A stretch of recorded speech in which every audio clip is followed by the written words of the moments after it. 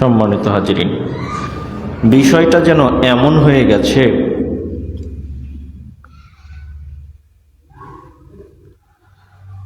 আমরা অধিক পাবার আশায়, অধিক সওয়াব কামাবার আশায় নিজেরা নিজেদের ক্ষতি ডেকে আনছি। সম্মানিত হাজিরিন,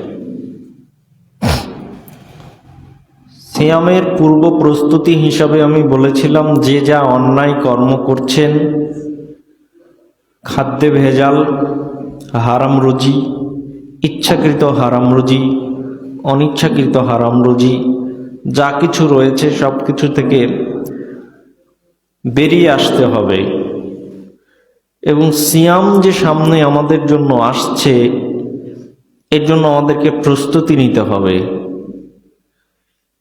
এটা যে যেমনটা আছি তার চাইতে নিজেকে একটু পরিবর্তনের মাধ্যম দিয়েই করতে হবে।